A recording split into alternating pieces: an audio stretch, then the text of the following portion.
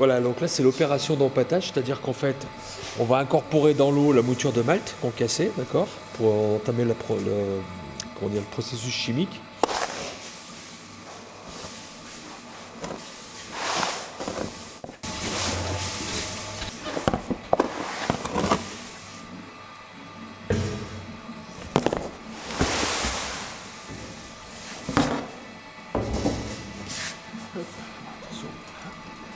Alors là c'est de l'eau à 52 degrés et après on va monter ça en température. Donc là en fait on va monter en température de manière progressive. On va s'arrêter sur des paliers de température avec des niveaux de température bien définis qui vont correspondre en fait à la zone d'activité de certaines enzymes et qui en fait vont dégrader l'amidon donc qui est dans le grain et le transformer en sucre. Et en fait on va produire du mou, c'est-à-dire un jus sucré.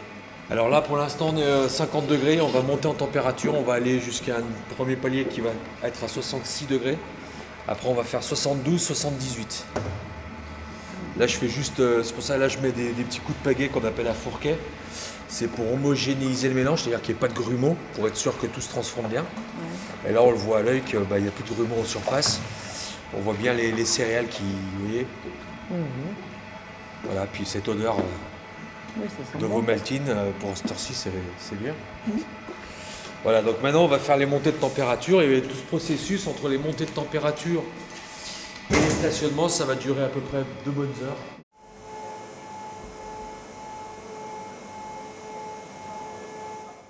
Donc tout à l'heure, vous avez vu, on a incorporé les céréales dans l'eau, on a laissé faire le processus chimique pendant à peu près 2 heures. Après, on a transféré donc, ce qu'on appelle le brassin, le mélange eau et céréales, dans la cuve ici de filtration pour finalement extraire le jus sucré, le mou, qui sera la future bière, et se séparer des écorces. Donc là, au fond, vous avez les résidus de céréales qui sont au fond de la cuve. En fait, ça sert de filtre. C'est pour ça qu'ici, on n'a plus que le jus sucré, le mou, qui lui, avec la pompe, retourne dans la cuve de brassage. Cette opération, elle va durer, c'est variable, mais on va dire à peu près 2 heures encore. Et quand je vais arriver à la fin de cette opération, c'est-à-dire que j'aurai extrait tout le jus sucré, donc là j'ai de l'eau à 78 degrés également, on va venir arroser les drèches. Donc les drèches, ce sont les résidus de malt qui sont encore au fond de la cuve. Vous voyez là, il y a 2 tuyaux qui vont venir asperger d'eau chaude les drèches. Ça va me permettre de récolter encore le sucre emprisonné dedans les écorces. Et au bout d'un moment, on aura fini de la filtration. Et à ce moment-là, ce jus-là, le mou, on va le faire bouillir. Au moment de le faire bouillir, on incorporera le houblon, c'est-à-dire la plante qui va rendre la bière amère et également qui va aussi donner des arômes à la bière. Voilà le processus. Le houblon, en fait, c'est une plante qui a des vertus antiseptiques et il permet de mieux conserver le produit. On a ajouté des écorces d'orange, un peu de cannelle, de muscade, en tout cas pour cette bière-là. Et maintenant, si vous voulez, le mou, là, il est à 94 degrés à peu près. Il va falloir qu'il aille dans le fermenteur qui est là-bas, sauf qu'il faut qu'il rentre à 20 degrés. On va le refroidir. Donc le mou va être pompé ici, il va être poussé dans l'appareil là-bas qu'on appelle l'échangeur à plaques. Donc en fait, le mou va circuler dans des plaques à contre-courant et le mou va rentrer, va partir dans le fermenteur qui est là-bas. Donc là, la fermentation démarre. Le CO2, puisque la cuve est complètement étanche et fermée, le CO2 issu de la fermentation descend dans le tube ici, il passe à travers de l'eau et il s'échappe. Alors on met de l'eau, c'est pour qu'il y ait une barrière étanche, parce qu'en fait ça c'est stérile au moment où on met le mou, et du coup pour pas que l'air extérieur revienne dedans, on met de l'eau. Là la fermentation primaire va durer à peu près 1 semaine, et ensuite on va laisser la bière à l'intérieur, puisque au bout de la fermentation primaire, il y a eu production d'alcool, donc ça s'est transformé en bière. Après on va faire une garde à froid, c'est-à-dire qu'on va refroidir le fermenteur, donc cette cuve, pour faire refroidir la bière à l'intérieur, et on va la laisser 3 semaines au froid. Quand les levures ont fini de fermenter, en fait elles se trouvent ici à peu près, vous voyez, dans le sommet de la cuve. Le fait de mettre en froid, les levures vont tomber, en fait elles vont décanter, et elles vont se rassembler, là vous le voyez moins, mais en fait c'est une cuvette. Ah oui. Là vous avez ce qu'on appelle la vidange totale et le tirage au clair, c'est-à-dire que là, en fait, dessous, toutes les levures vont s'accumuler, ça va former une espèce de pâte, et ça c'est pour tirer au-dessus de la pâte.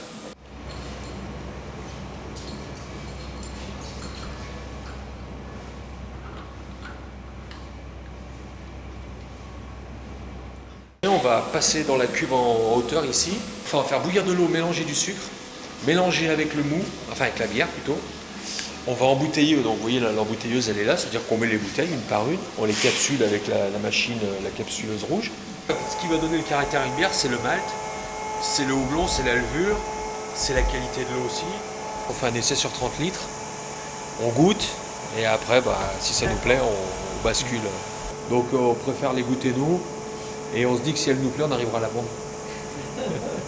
Quand on est bien convaincu. Exactement. Si on est convaincu, on est convaincant. Si on n'est pas convaincant, c'est pas la peine. On a la bière blanche, on a la bière blonde traditionnelle, la blonde IPA, l'ambrée et la brune. La blanche, on a eu la chance cette année d'avoir un prix puisqu'on a été médaille d'argent au concours national. Donc l'atelier du malt, sur l'année 2017, aura produit environ 300 hectolitres de bière, toutes références confondues, c'est-à-dire 30 000 litres. Le mode de commercialisation des produits se fait principalement selon 2 canaux. Le canal direct et le canal revendeur. Le canal direct, c'est soit ici directement sur site, soit des associations ou des particuliers qui viennent nous chercher de la bière pour leurs événements. On a aussi nous qui allons sur des événements style festival de bière, foire gastronomique, etc. pour vendre nos produits et faire de la promotion. Et ensuite, la vente professionnelle s'oriente sur plutôt une partie restaurant, des cavistes, des épiceries fines, des commerces locaux, qui mettent nos bières soit dans leurs étals, soit à leur carte, à leur table. La vente revendeur professionnelle représente à peu près 80% du chiffre d'affaires. Et aujourd'hui, on a un rayon sur en tout cas les 3 départements auvergnats, donc le Puy-de-Dôme, l'Allier, la Haute-Loire. On a quelques clients hors territoire sur Lyon, Paris, qui sont un peu plus loin. Voilà pour aujourd'hui à peu près nos clients.